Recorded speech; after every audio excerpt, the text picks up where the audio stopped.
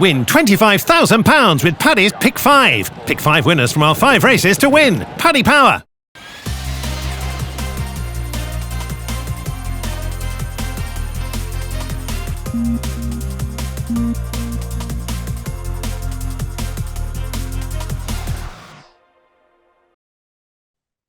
Welcome everybody to Road to Cheltenham. So much to talk about this week after that brilliant performance from Constitution Hill in the Fighting Fifth. And that, Ruby, is where we're going to start. I asked a question on social media and it was, by the end of this season, who will be the best 2-mile hurdler of all time? Now, this generated a lot of heat and light. People were very angry that the question was even asked. It's a very vexed question. It's the kind of question that can get racing fans talking until 3 a.m. in the morning. But I suppose it comes down to, can one or two brilliant performances mean, on the sort of ratings or on the clock, can that constitute greatness, or does it require a body of work in top races? I know that the two are often interconnected, but what's your view? Look, they are. To me, it's a body of work. Look, to be great, which Constitution Hill is, that means you only have to be of ability or quality considerably better than the average. We know he is, so he is great.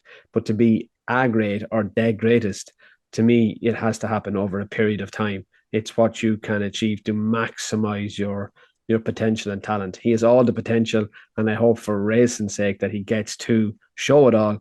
But to me, to say he is one of the greatest, it'll be in a couple of years' time, but he will only ever be the greatest of his generation. And he will go along with all those horses, because to say one of them is better than the other, nobody can ever say they are. You find it hard to compare generations, don't you? You don't really like that. No, I don't. And I rode different horses and generations. I don't. I think all you can be is the greatest of your generation. It's so different to athletics, which is measurable. Soccer isn't. Is Messi better than Maradona? Is Pele? Who is it? You can't measure that. It's the greatest of your generation. And to me, that's what Constitution Hill ultimately could be, is the greatest of his generation. But he will be could be one of the greats of all time. People who rate races will say that we have the history of a race. We know what it takes to win a race. We have all the records of times from those races over a long period of time. And therefore we are able to compare generations in the way that other sports would use times. No, because ground, different surfaces, different. They can allow that. Different weathers. No, they can't. They can have an opinion on it. But if you're looking at Usain Bolt, he is the fastest man on earth.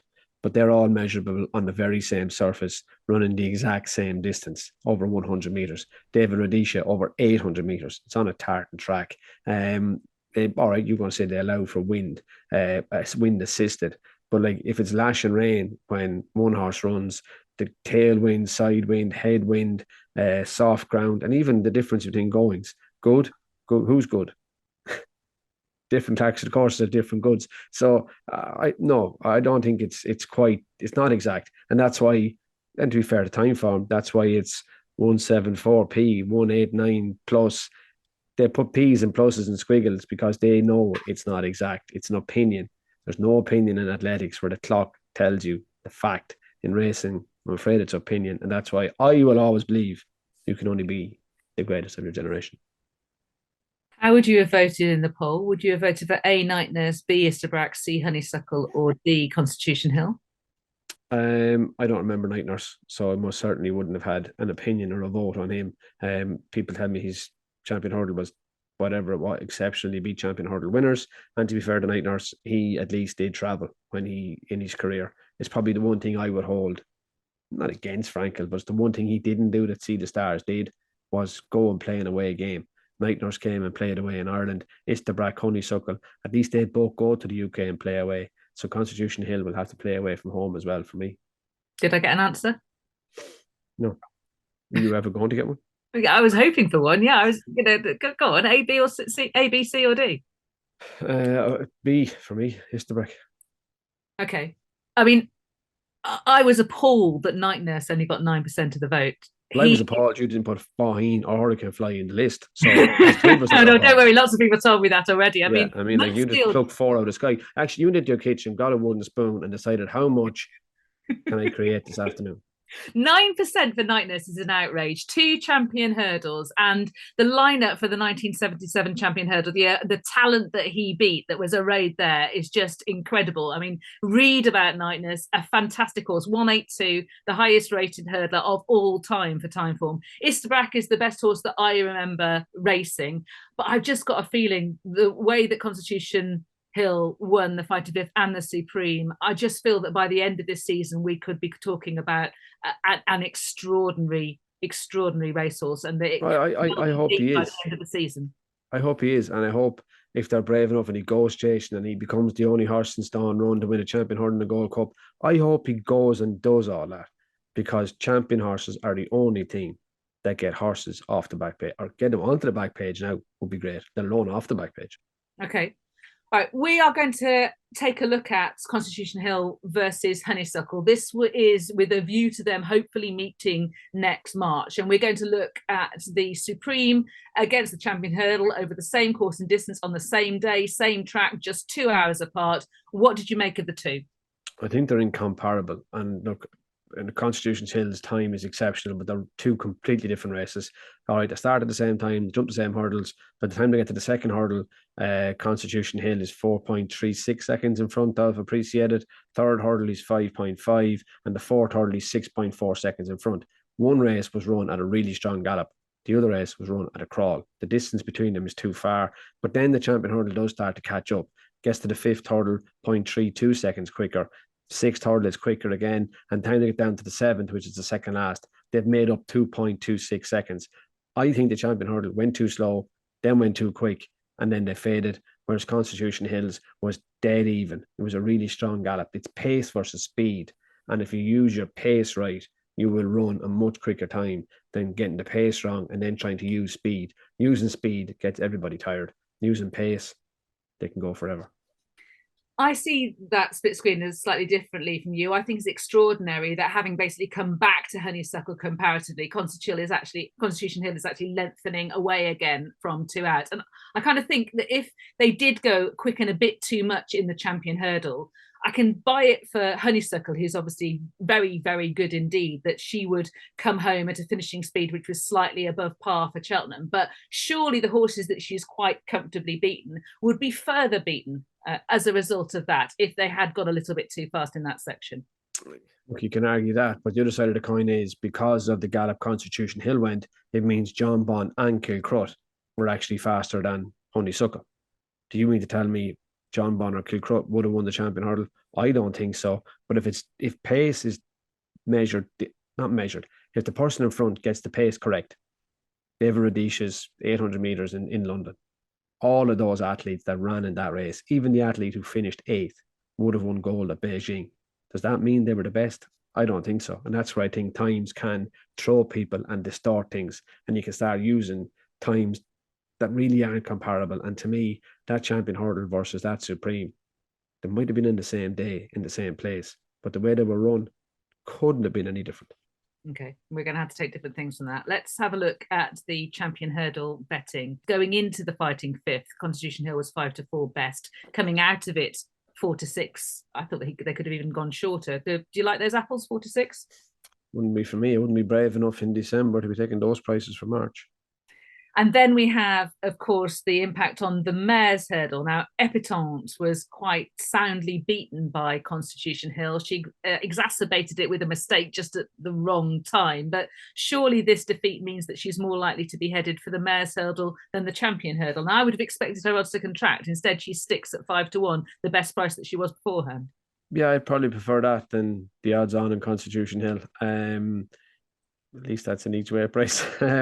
But look, yeah, I think that's ultimately where she'll end up. I think the gulf between her and, she's had a couple of goals at Honeysuckle who she can't beat, and now you have Constitution Hill in the mix. I think if the two big guns get to Cheltenham in March, I'd say Epitante could drop back to the mares. And how impressed were you with Constitution Hill at He Newcastle? was mind blown. He was absolutely spectacular. It was an unbelievable performance. You cannot knock it. It was brilliant to watch. It was, put the hair standing on the back of your head watching it. He's jumping, the speed, the acceleration, the pickup from the fourth last to the third last. The first mile wasn't quick, but his jumping was amazing. He jumps like a champion hurdler compared to Stateman. The difference in the jumping between Constitution Hill and Stateman, and then the turn of foot. He has everything. I just hope he stays lucky. Absolutely. He does absolutely everything right. He could go to the Matheson next. I felt immediately after the Fighting Fifth that Nicky Henderson was inclined to give Epatante a chance of winning a third Christmas hurdle. To have that chance, her stable companion needs not to be there. I think he could seriously come over to Ireland for the Matheson. That would be a treat for everybody in Leopardstown at Christmas, and I'm sure plenty will go to see him, and it would be great. I think if he's going to be what people are calling him, he has to go and play away from home as well. It would be fantastic if he did go. Just to give you a flavour of the debate online that was prompted by the poll, Joe Seward said, the issue here, Lydia, is older dudes like myself remember the golden generation of Night Nurse, Comedy of Errors, Monksfield and Sea Pigeon. Amen, Joe. Timeform rated Night Nurse 182 and Constitution Hill 177p. So by the end of the season, he could well scale those heights. TBY says, if Constitution Hill wins the champion hurdle in the style that he's won his other races, I think that there is a strong argument for him being the best. When it comes to greatness, however, I think he has to continue dominating the division for another 4 years or so. I think that's a good distinction, TBY, by the way. Racing Lee talks about, would Isterbrack have won a fourth champion? And what is it that classes horses as being the greatest hurdlers? Or can the hype be believed? Well, I spoke to Dan Barber. He is the jumps editor and a regular here on Racing TV. And my first question to him was about Constitution Hill. Is it just hype? No, I really don't think it is. And the idea of best and hype, they've been arguments in racing probably since it began. And in hype, I think, or I associate it with anyway, I know it's largely semantics, I associate it with horse with a home reputation, wins a little maiden hurdle, and then he's installed as favourite. Look at Jet Powered, potential example from recently. But to suggest that Constitution is pure hype, I think is a real fallacy, to be honest. This is a horse who's done something that no horse has done in Timeform's long history rating racehorses. There've been 11 in total. Ruby's old pal Underso did it twice to make up 12, who've run to a Timeform rating of 160 within their first 4 starts. Constitution Hill is the only one in history to have done 170 plus, and he's done it twice in only 4 starts. This isn't just hype and what could be and what he's showing at home. This is a horse who is doing exceptional things on a racecourse very early into his career. And the best argument, getting back to that, yes, I appreciate that people view this through different prisms. Some want longevity, some want strike rate, some want purely which big races have you won. And I appreciate that definitely, but let's get this hype nonsense out of the way, because it's not that. This horse is just a complete 1 in a million. And Timeform was also done a line graphic comparing that very powerful upward trajectory that Constitution Hill has shown in a very short space of time, as compared with the overall arc of Honeysuckle's still ongoing career and Isterbrack's total career. Yeah, and I do think this sort of puts into real perspective and sort of sharp focus, really, the rise of this horse and how swift it has been. 60 length winning margin, an aggregate total across his 4 starts. And I know people like to get into the realms of, well, Honeysuckle only does enough. People say to see the stars in the debate against Franco, but it seems that Constitution Hill isn't restrained by that apparent quirk of some horses. He will just extend to the full. He's a very willing horse who does basically everything right. And a tweet I sent in the aftermath of it sort of centered on that, the idea that, I don't know, just logically, how can there have been a better horse than this when he does absolutely everything in a faultless manner? From every aspect of his game is impossible to find a chink. So let's break it down for people who might not fully grasp this. Mechanically, how did Timeform come to a number of 177p for the Supreme and 175 for the Fighting Fifth? Well, obviously, you've got pre-race ratings of horses that he's running against. Timeform didn't have anything else in that race running to its pre-race rating. That's probably a function of the way the race was run, that it was such a devastating performance that it blew everything out of their comfort zone, and as a result, The they Fighting couldn't Fifth perform. or the Supreme you're talking about? The Supreme, first off, because that's where the big time figure performance was, and that's where his rating still comes from. The Fighting Fifth was exceptional and got great applaudits because it was really the second time he'd done it. So the first time, seeing is believing, I suppose some might say, but you want to see that second occasion, which he delivered. He was actually £4 below the Supreme form, perverse how that sounds, very much in inverted commas. And of course, we've got standards as well. The Supreme is a long-established Grade 1 race. We roughly know what it takes to win it from decades and decades of evidence. And you adjust that to distances through the field. So if they're very well strung out, you've been more minded to take a positive view of the principles. If they finish in a bunch, that standard, that suggested standard, is likely to be a fair bit lower. So what he did in winning it by the margin that he managed meant that you had to take a seriously positive view. And therefore, once you've done that, you're hoping for some support from the time, and the time figure came out as 178. So that left that Supreme as a pretty cast iron bit of form, as sure as you could be at that point. And the Fighting Fifth? Yeah, similar. In this case, I think it's less of plucking a figure out of the air and hoping that the time figure backs it up. This is more, you've got Not So Sleepy and Epatante, who've dead heated in the race last season. They're sort of on par, pretty standard winners of that race. They're about what you need to be to win it conventionally, but they've been beaten 12 lengths. And people have said that maybe Epatante didn't perform, maybe she wasn't quite ready. Then are you going to stretch that to Not So Sleepy? And in reality anyway, Lydia, Timeform haven't rated either the second or third as running to their best. So even that could be deemed conservative if you're one of those handicappers who thinks, well, did the second or third run to form? But we had a pretty punchy time, high 150s, and that just gave us confidence that, yes, this was another form, even though the form rating was higher, was another 170 sort of performance. So why is Honeysuckle, inverted commas, only 165 according to Timeform? Well, let's get the housekeeping out of the way. She's obviously a mare, so she's been getting £7 all along. If you want to add the £7 on, as you would do if the pair were clashing in a championship race, for instance, as they will do, she's never put in she's put in lots of extremely good performances. She's a genuine top-class mare, and I wouldn't hold things like the scramble against Ronald Pump in the Hatton's Grace of a couple of years ago against her, but she hasn't put any performances where she stretched as far clear as Constitution Hill has against good horses. And I'm a massive anti-marker horse believer. But if you want to view it that way, Epatante wasn't that far behind Honeysuckle in a champion hurdle, despite nearly falling at the last. And you could barely see Epatante as Constitution Hill was striding up the running at Newcastle. So I think almost however you approach form, if you do approach form, and that's your bread and butter as it is mine, it's Timeforms, it's hard to find a reason why we shouldn't be suggesting that this is one of the very best we've ever seen. This brings in, what exactly is greatness? Why do you have Night Nurse top of the tree at 182, Istabrack and Monksfield on 180, and them having been there? What have they done to establish their position there? Yeah, in their case, I suppose it's that depth of form that some are arguing Constitution Hill doesn't have yet, because they did do it at the top level. Again, it goes back slightly to semantics and what floats your boat as to defining greatness. It is a very subjective thing. As I always say, I'll start with ratings. Like, what's the view it, say, as a sprinter in the Olympics or a top level high jumper? What you're going on how high can they jump and how fast can they run? And I think ratings are the best way, and time figures are the best way to reflect that in racehorses.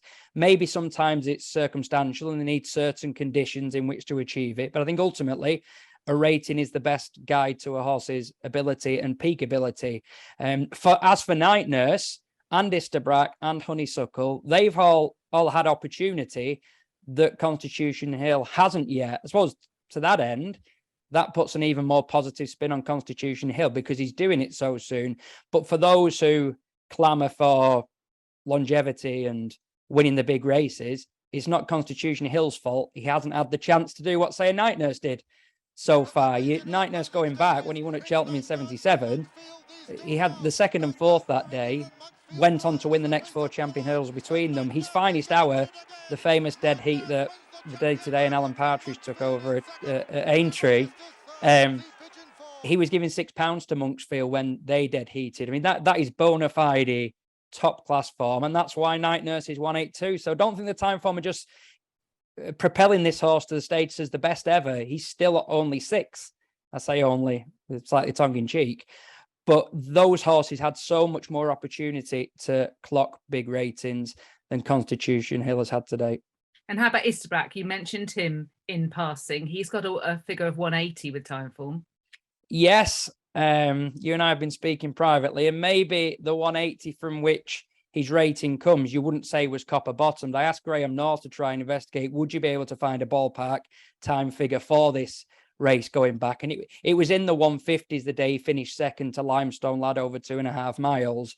But those who think, oh, well, that was almost like a record of achievement rating for Isterbrack, most of those people probably might think that are actually supporters of Isterbrack and would say that he should be ahead of Constitution Hill, which he still is as it stands. But go back to his champion hurdle, the first one, a 12-length defeat of Theatre World, and I think that was a 180 horse, even from that early juncture. And Constitution Hill's what, £3 behind him at the moment. Jesus, Constitution Hill was unbelievable the weekend, wasn't it? Oh, overhyped, yeah. He's no Isterbrack.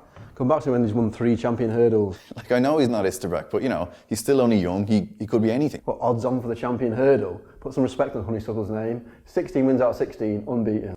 I know that. And I love Honeysuckle, but it was still really impressive from Constitution Hill. What did he beat? Epitan is nowhere near as good as she used to be. I know that. But it was still really good. Can I not just appreciate and enjoy a good performance from a horse? No, you can't. Just stop enjoying things. That's not what racing's about. You know, it's about picking holes and finding faults. Stop enjoying racing. So thanks to Dan for that. I need to correct myself as well. 173 plus, what not 175 for the Fighting Fifth. That was Timeform's take. Has he persuaded you at all, Ruby? Look, everyone has opinions, and they obviously put a lot of homework into it, and I'm not going to question the Timeform people as to how they produce their ratings. That is their job. Likewise, I wouldn't question Simon Rowlands on the clock. That's their job. But you have to form your own opinion. And to me, when I always look at Carter Star, who to me was the greatest horse I ever rode. So his highest Timeform rating was 188 plus when he won his 4th King George. Now he'd won at Haydock 3 weeks before that, where he got a 175. Now, the second horse was Imperial Commander at Haydock when he won a short head. But the third horse was Madison de Burle. So Imperial Commander doesn't run his race at Kempton.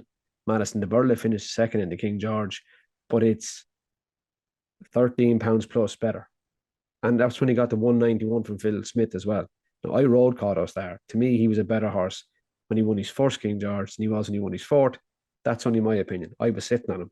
But the figures will tell you, no, he was a better horse by the time he won his 4th one. So that's probably where I go against it, but that's my opinion. Whole different argument, that one. No, it's not. That's arguing against ratings. It's my opinion on it. Like, they have their own opinions as to how they make them, what they come up with. That, to me, is the same thing. Okay, I have a question for you, or rather more precisely, Stephen Griffin has a question for you. Hi guys, hope you're well. Question for Ruby. If you were riding Honeysuckle, how would you ride her to beat Constitution Hill?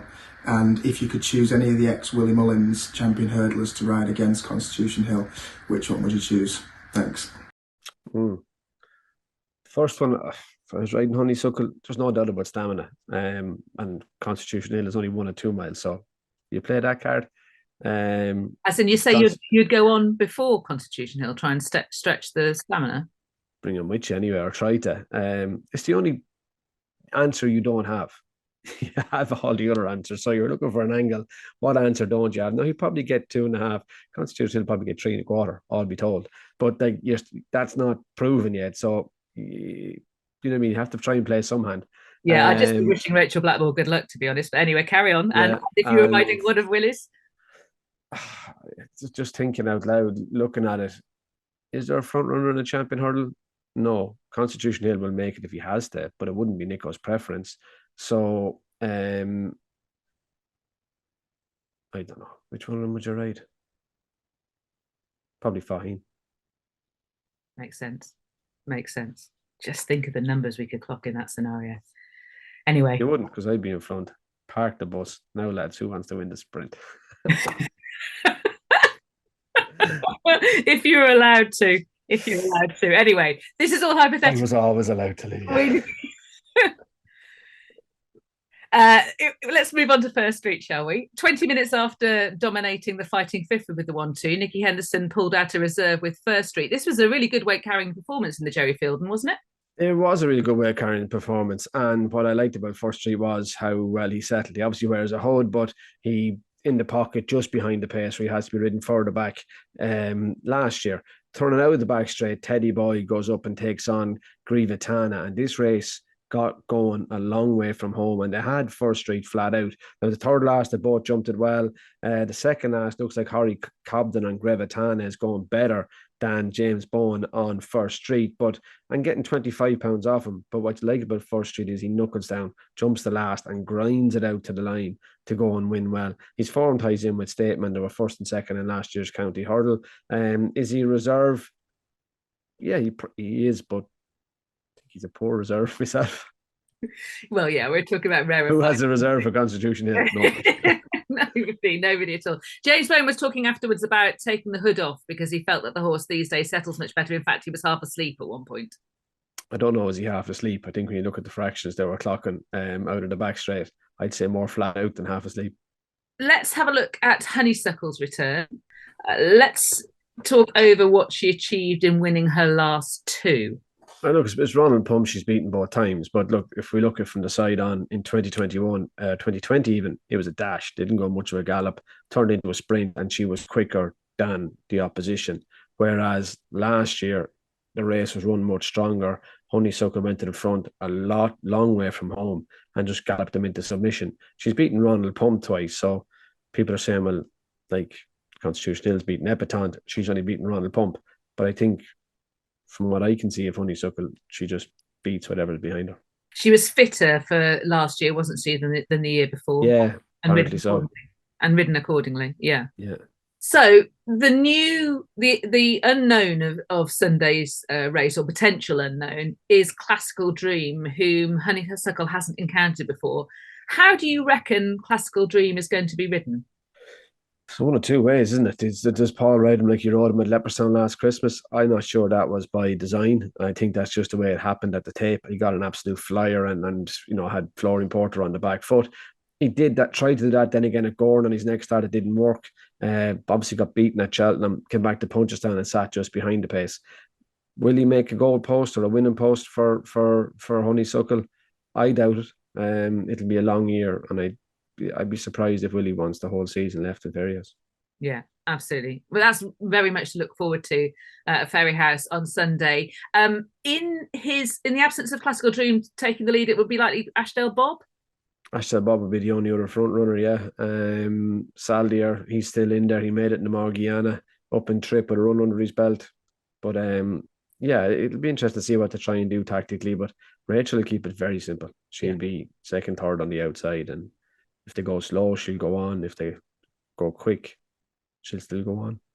Honeysuckle will still win. So I mentioned Ashdale Bob also in the entries for the Hatton's Grace Society Burley, and that leads us neatly onto the staying hurdlers, because we had a absolutely brilliant race at Newbury last Friday for the long distance hurdle between Champ and Paisley Park, two archetypes. Champ ridden beautifully up front, Paisley Park behaving very sweetly for Aidan Coleman behind, and this was just a marvellous race in the end between two 10-year-olds. It was, and I thought watching it, the gallop they were going, that was going to suit Paisley Park, but it also suited Champ, and I thought John Joe was brilliant on him. He booked out to make it, but he went a good even gallop. He didn't park the bus and saunter along in front, and even crossed by the cross fence on the first circuit. He got a little bit keen with him, but he allowed him to gallop on. And by the time they'd gone a circuit, they had Proshima and T-Clipper completely out of their comfort zone. They were beaten that early because it was the first 2 miles were dead solid. John Joe up the turning out of the back in the last mile, and that got Thomas Darby flat to the boards. And by the time they got to the third last, Champ was quicker through the air than Paisley Park. To the second last, Champ is in front, Paisley's coming at him. But I thought the way Paisley was coming to Champ going to the last, that he'd get him on the run in. But to me, this was the brilliance in the ride. John Joe had kept a bit because when Paisley Park came, Champ went again. John Joe had a bit left in the tank. And to go that gallop for that long and still have kept enough to quicken in the last furlong, I thought it was a brilliant piece of riding. You talk about fraction of speed, pace, all those things. But if someone can go and do it from the front for the 24 furlongs, 10 out of 10 to John Joe O'Neill. I agree. I think it was an impeccable ride. I know that Aidan Coleman was frustrated afterwards that he couldn't have done any more. Exactly. He just wasn't riding a good enough horse. Exactly. On the day. He was on the day immediately afterwards. He was frustrated that the horse that Paisley Park didn't jump the last few smoothly, but he was up against, as you say, an impeccable ride on Champ. Impact for the long walk hurdle and also in the more long term for the stayers hurdle. If we concentrate on the long walk hurdle next month at Ascot, Champ, of course, won it on his seasonal debut last season. He is very, very good when fresh. Presumably, Paisley Park will be reopposing, and Emma Lavelle will be hoping for a lot of rain. She will, and hopefully we'll get it. It's a 22-day turnaround, but they're both 10-year-olds. They both have age on their side. You'd be hoping they'll be able to take it, but it is a tight turnaround. But if they could go and give us something similar, it'd be great.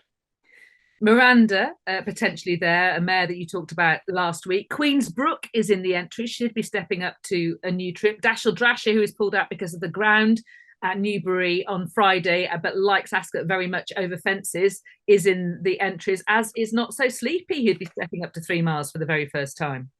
Yeah, that would be interesting, wouldn't it? Good old Not So Sleepy in the 3-mile hurdle race. Yeah, no, look, you'd be hoping that Champ and Paisley Park will get there. To be honest, the rematch will do me. I don't need new opposition.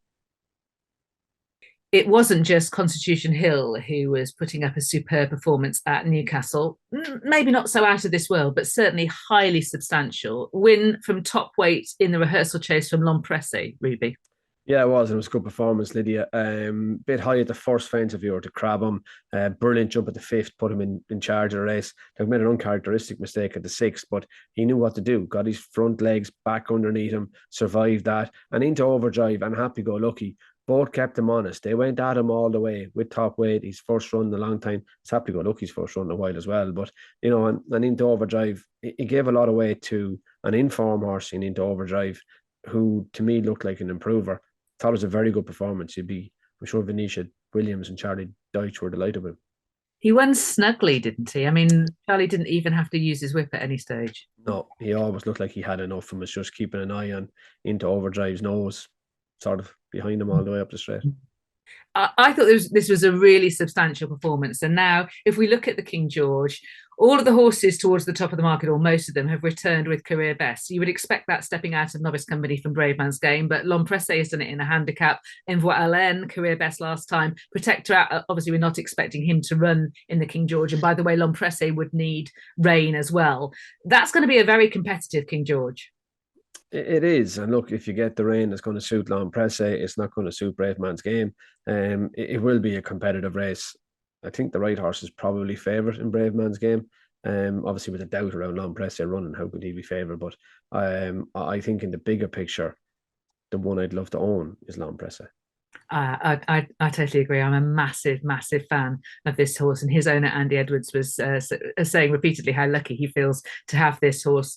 He enjoyed the rehearsal chase, and they're working backwards from the Gold Cup. Now, Tornado Flyer, unfortunately, he came back and was narrowly defeated by his stable companion Blue Lord in the Clonmel Oil Chase, but unfortunately he's had a setback and misses the King George, misses the entire season, Ruby. Yeah, he's out for the season, which is disappointing. Last year's King George winner, and looked like he could go back there and try to defend his crown, but that's just the nature of National Hunt racing, unfortunately. And hopefully he'll come back from it, but it just goes to show you how fine the line is. Yeah, and that means that Willie Mullins took out all 3 of his horses. Gavin Deschamps goes for the John Durkin the weekend after this, and Allaho hopefully will be back for the Ryanair, potentially moving into the sphere of graded races over the intermediate trips. Was Paint the Dream, who outclassed his opposition at Newbury last Friday, Ruby, in a handicap. I know he loves Newbury, but this was a career best from him. It was, and he completely outclassed them. There's only going to be one winner, Lydia, from a long way out. He jumped brilliantly down the straight. Is there anything that you could look at and say, could he do this, that, or the other better? No, I watched this race, and it was just so straightforward from him. Did the opposition turn up? I don't think they did, because they were all beaten too early off what didn't look a frantic gallop. So for whatever reason, I thought Pate the Dream got a bit of a soft touch, and he's going the right direction. Yes, it was a change of tactics, wasn't it? More patiently ridden. Would you go, because there's a massive difference of opinion here, because he likes Newbury so much. Martin Dixon was suggesting the Game Spirit immediately afterwards. Conor Brace, who rode him, was suggesting the Denman. Would you rather go down or up in trip if you were sticking to Newbury? I'd be going for the Denman. I'd be going up with Paint the Dream. Okay. And I'd be riding him patiently and going up in trip. Okay. We've got the Peterborough Chase over 2.5 miles at Huntingdon this Sunday. There are the entries. Looking forward to analysing that next week. But before that, on Saturday at Aintree, we have the Boyle Sports Many Clouds Chase, and this is fascinating. We have the Grand National winner, Noble Yates, the return of Chantry House, and can Ahoy Senior, Ruby, get his season back on track after a disappointing run in the Charlie Hall? Yeah, it'd be interesting to watch Ahoy Senior, Lydia, in the first mile of the race. If that fizz and gas has gone out of him that he had at Wetherby in the Charlie Hall, where he was just too free. I think it will be if he's a more relaxed horse for Derek Fox. I think he sets a pretty high standard. But I have a sneaky feeling Noble Yates is a complete dark horse. Really? You like him for that? I think he could have ended up being a Gold Cup horse. This season? Yeah. Okay, we'll talk about Hewick as well at some point during the course of the season as well. But yeah, I'm hoping Ahoy Senior gets his season back on track. 25-1 he is available for the Gold Cup, and the new course is going to suit him much better than the old course did. What price is Noble Yates? Advisory. I don't know. It's a good question. That I don't know. I shall look it up, caller, whilst you answer this question from the 61 millionth of the Gareths. He says, "Has Ruby got any Janadil news?" I don't. Well, that was quick. That's not going to give me enough time to look up the Gold Cup. I don't have any Janadil news. I'm sorry. I'm trying to think, did I even see Janadil? I haven't seen him. I've no news for you. Okay. Well, it's all live, guys. It's all live. Right. I'm just looking for Noble Yates. Where are you, Noble Yates? Noble Yates. I like that. You can't find him. That means he's a big price, so I'm going to stick him up. Are you? The Gold Cup. You can have 66-1 best with William Hill. Yeah, I love a bit of that. He trained the Gold Cup. Okay, I like it. Mark the date and time, everybody. You've beat me to the punch this year. What are you going to do? I know I have, yeah, but sure, look, you're always sitting on the fence. Is that going to push me to going Ahoy Senior? The problem is, I think it's a really deep and competitive Gold Cup, and as I've just said, there are a number of those horses that have come back and posted career bests. But no, I'm going to go 25-1 win only on. Oh, you're so brave, aren't you? Yeah, I just had to respond with something.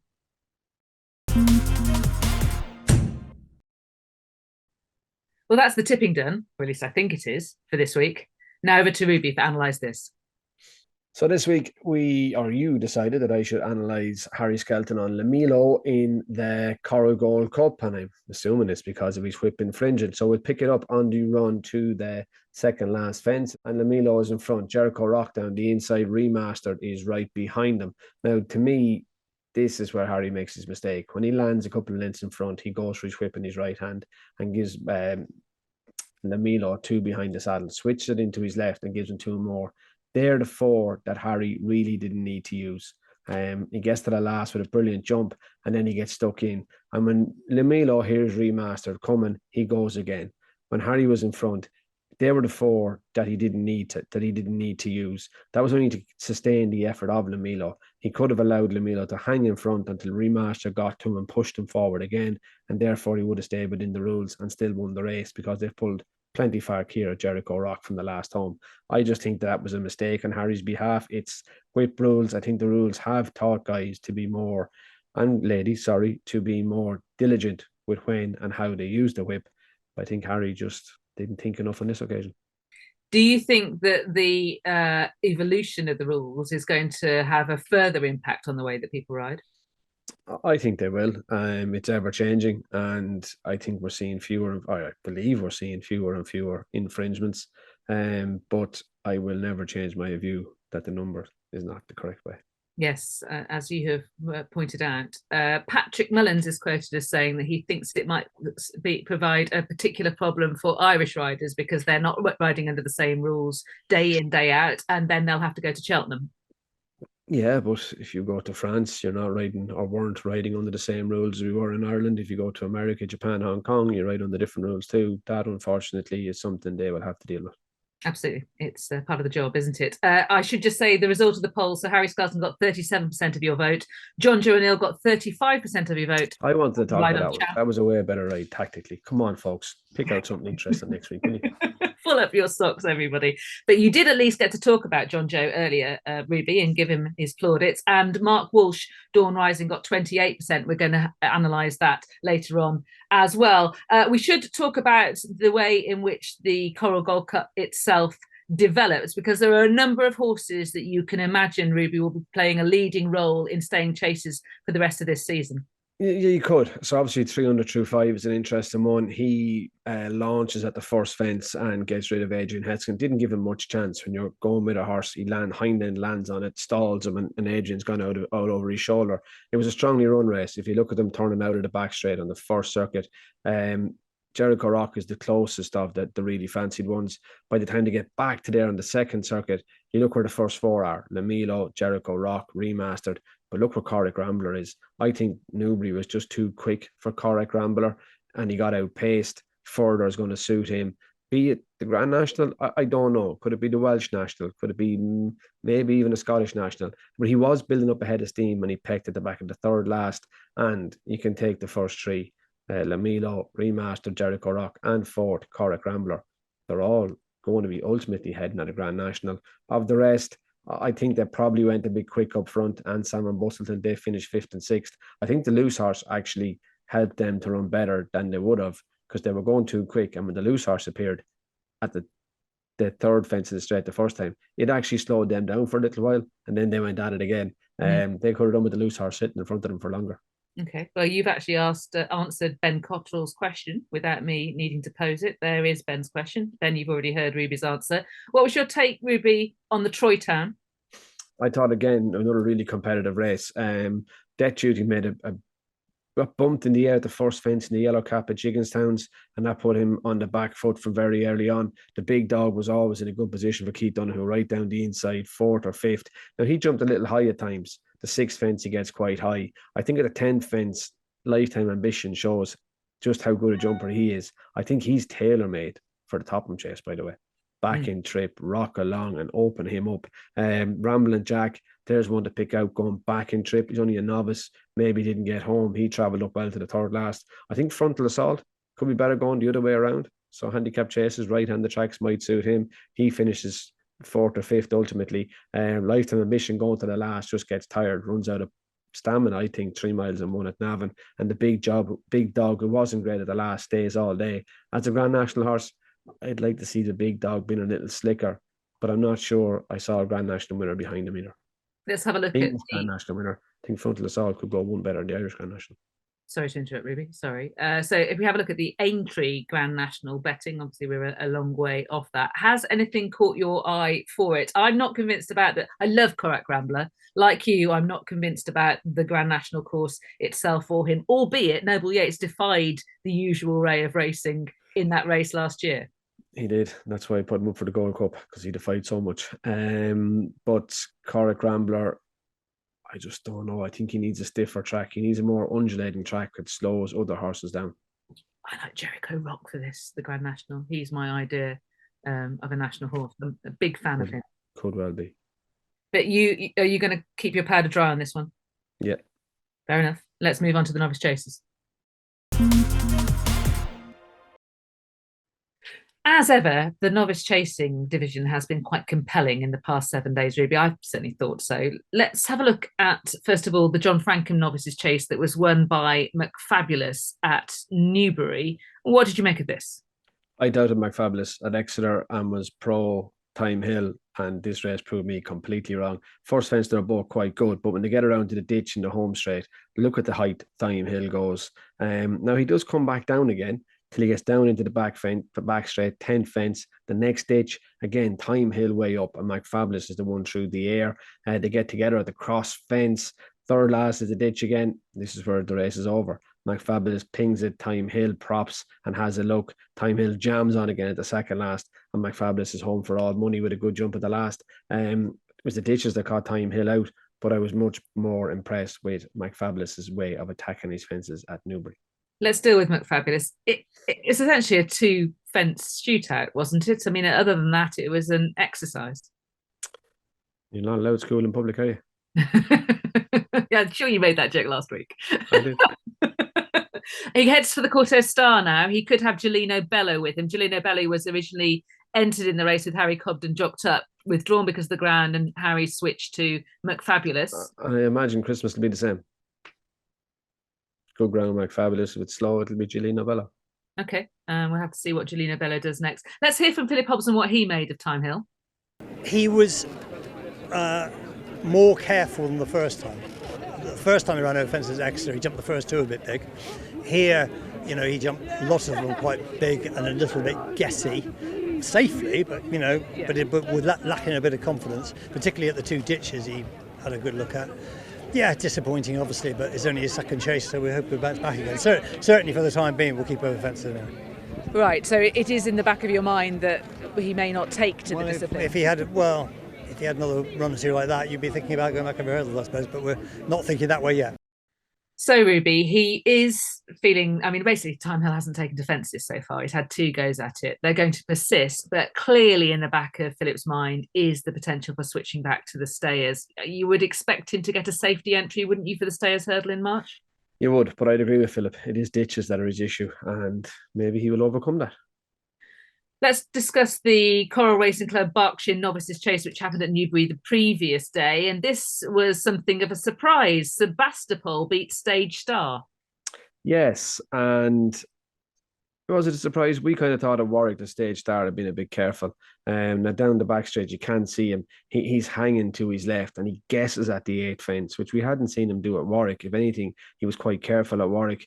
But when they get around to the third last and Sebastopol comes at him, Stage Star, when he wants to go left, shimmies in. Second last does the very same thing. And again at the last, Stage Star wants to go always to his left, where Sebastopol was true and honest through the air and ran out a ready winner. Was I disappointed with Stage Star? I kind of felt he was overhyped after Warwick anyway. Sebastopol loses his novice status as of today because he first won a novice chase back in March. So things get tougher for him in handicap company, albeit he's been third in the Swinton, so maybe it'll suit him. This is what Harry Cobden immediately thought about the beaten favourite Stage Star. He was obviously hanging really badly. Like the last time around Warwick, I sort of just didn't really touch him at all in his mouth.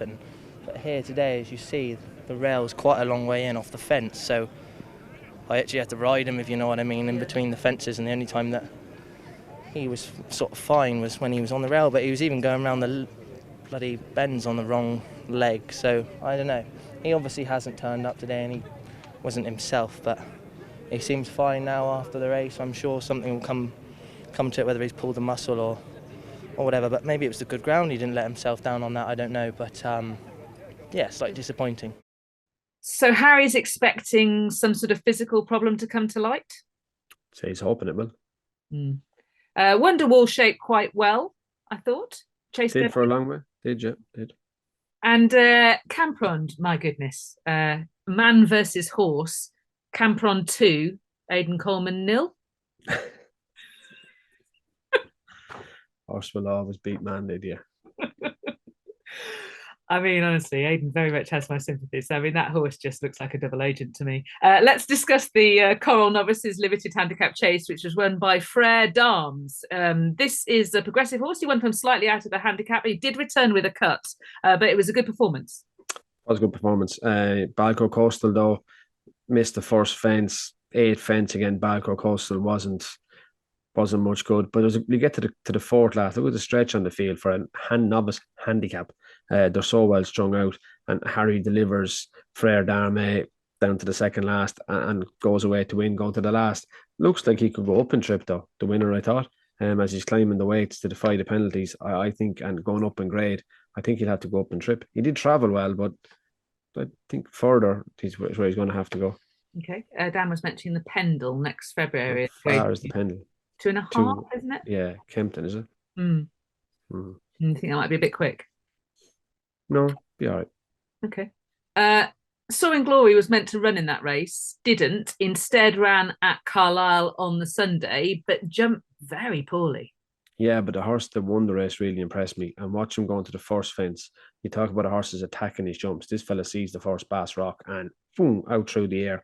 The fifth fence, Soaring Glory is already off the bridle, and the 5 out, he makes a bit of a mistake. But watch the horse in front. Third last, pings it. Second last again at the same, and flew the last. I love Bass Rock's attitude to jumping. He sees fences. He wants to go faster. He wants to get to them.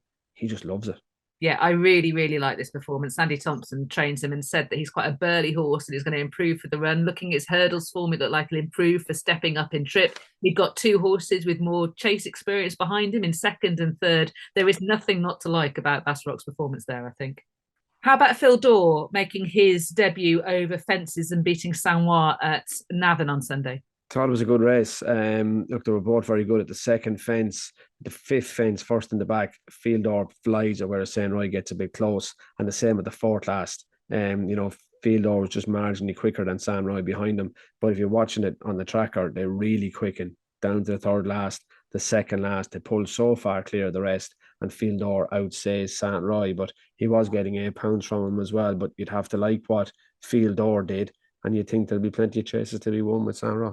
Yeah, he just a little bit to his right, didn't he? The runner-up. Fil Dor did initially, but then really straightened out. I was impressed with him. He's a 4-year-old. He's going to get a lot of the allowances, particularly in Ireland. Yeah, until springtime. They disappear then. But look, Gordon made use of that last year with Riviera de Tal. Now she'd have mayor's allowance as well, but he looks like doing the same with Fil Dor. He does. He's a very, very professional horse. Classic Getaway initiated a 1, 2, 3, 4 Willie Mullins at Goran on Saturday. He beat his better fancied stable companion Manila Kakuna. Yeah, look, Manila Kakuna jumped out in front. It was single file. Manila Kakuna, Journey With Me, Classic Getaway. What Do You Want was behind them. And they stayed in single file for a long way. You get to the 10th fence, nothing really has changed. Now, Journey With Me did miss the 11th, top of the hill, down to the third last. They've dropped What Do You Want. Manila Kakuna, Classic Getaway nudges it, and Journey With Me wasn't wonderful. Journey With Me does then fall at the second last. And when they get to the last, Classic Getaway looked to have more gears probably than Manila Kakuna. He looked the quick and best. That was a good performance from him. I'm not sure he fulfilled his potential last year, Classic Getaway, but he looked a better chaser.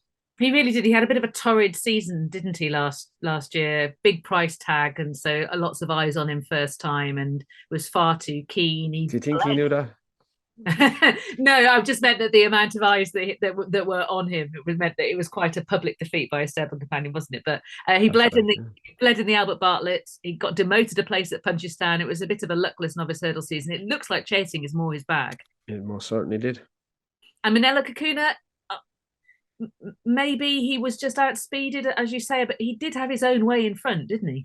I agreed. And when I look back at Manila Kakuna, first and second at the Dublin Racing Festival last year, both have been beaten now in their debut over fences.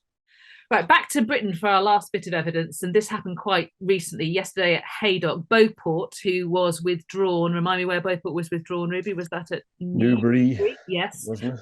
Yeah, and he ran instead in a 3-horse race at Haydock yesterday. Beauport's jumping seemed to sort of fall apart towards the end of the back straight, and the further that Ballygriffin Cottage went, the better he jumped, the better he went. It was quite impressive from the winner, I thought. It was. I mean, and they're decent horses. Beauport, Keldeston, they're not back numbers, and Ballygriffin Cottage, even his jump at the last, he looked like a fresh horse. Yeah, Dan Skelton, his trainer, talking about the Brown advisory long term, but hopefully we're going to see him in competitive graded races in the meantime. Talking of which, this weekend we have the Henry VIII at Sandown. 4 declarations for that. John Bonn is there, Ruby. Yeah, and look, what's going to happen? Just watch him at Warwick out the gate with Monmoral, and as fast as Harry Cobden wanted to go, Aidan Coleman was happy to go equally as fast, and Sandown and a front runner that jumps as slick as John Bond. I think Aidan Coleman will have a good weekend. Absolutely. Boot Hill, probably the biggest danger. Yeah, but he'll follow him. He followed at Ascot, so he'll follow John Bon, and it's whether he can get to John Bon or not then will be telling. Now, I'm excited about that race. I'm possibly even more excited about the Drinmore, the 2.5 mile Grade 1 novice chase at Fairyhouse on Sunday. What do you make of that? I think it's competitive. It obviously is a crossover in form from some summer horses who've been winning and winning well. You have a horse with a lot of experience in Gaillard and Medneil in there. You have Three Stripe Life, Banbridge, Mighty Potter. And with Banbridge, if you watch him in Cheltenham, the way he goes at the first and goes at the second, that he's enthusiastic and going to be on the front end. Gordon probably dominates it a little bit. Hollow Games, Mighty Potter, Three Stripe Life. But Banbridge, when you get the better of him, you'll have had a race. Yeah, really looking forward to that and looking forward to analysing it next week. We need to move on to the novice hurdlers. We start this section with a fascinating edition of the Monksfield that was run at Navan on Sunday. There were only 4 of them, Ruby, but 3 of them played major roles. They most certainly did. And they went a good gallop. American Mike, Affidel Fury, Kilbarry, Chloe didn't. And obviously a winner, Dawn Rising in the JP McManus colours. And they were going a really good gallop. You can see with the third hurdle how far ahead American Mike and Affidel Fury are of Dawn Rising. But they were turning to the backstretch to the 6th hurdle. American Mike and Dawn Rising, neither of them were good at it. The 7th hurdle, American Mike was quite awkward and Dawn Rising was quite high. Now, Dawn Rising is a really good flat horse. So why did he get so far behind 2 National Hunt horses? I think hurdles actually slowed him down more so than the gallop they were going. Now, they were going a good gallop, but he still should have been able to lie up. I think he's just he thinks about jumping. Third last hurdle, they go to the right, the 2 in front. And as they creep down to the second last, you're thinking, the one behind is catching up here. And again, American Mike looks empty. I think Affidel Fury has the beating of him going to the last when he just doesn't get there. It's a long stride. Brian Assam reaches and tips up. American Mike is out on his feet and Dawn Rising comes coasting by. Look, I think American Mike underperformed. I think Dawn Rising going forward will probably want further watching him jump. And Affidel Fury is a good horse, but I think for the time being, the American Mike bubble is burst. The Collector Pro wants to know what you think of American Mike. He asked, did he go off too fast and was therefore legless? That was kind of my take on it. I felt that American Mike and Affidel Fury just went too hard. They could have done, but there's no sectional timing in Ireland. They look to be going a strong gallop to me. But if American Mike was what I thought he was watching him in Down Royal, I think he didn't go too fast to perform off that gallop. I certainly think Affidel Fury would have beaten him if he had stood up. So, comparatively, if the 2 of them went too fast, then American Mike put up the lesser performance compared to the horse that unfortunately hit the deck. Now, over in Newbury, I was impressed by Lucia in the opening Mares Novices hurdle on Saturday. She was making her hurdles debut and she won by a comfortable 5.5 lengths. She did, and jumped really well. Popped the first. She was good and slick at the second. Third hurdle, she got close, but she was quite good at it.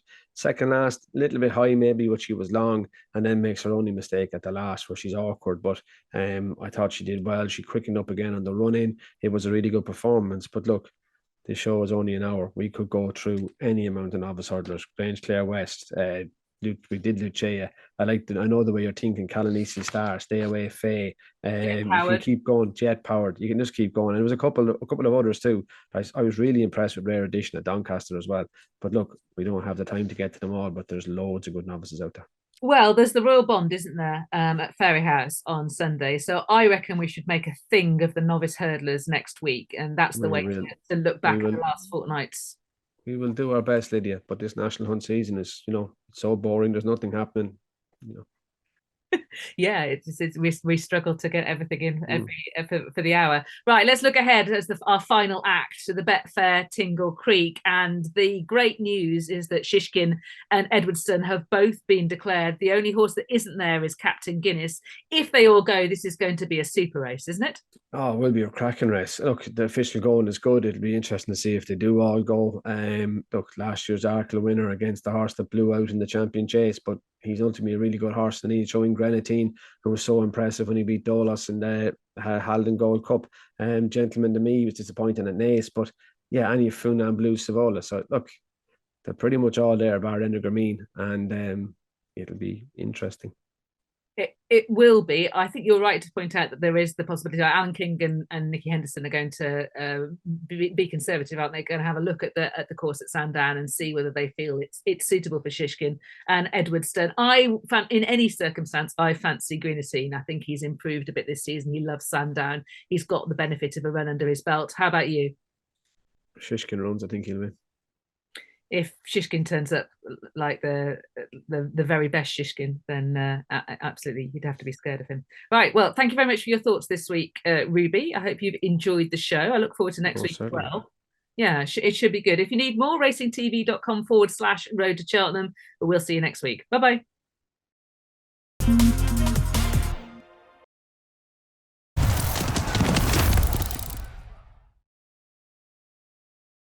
Win £25,000 with Paddy's Pick 5. Pick 5 winners from our 5 races to win. Paddy Power.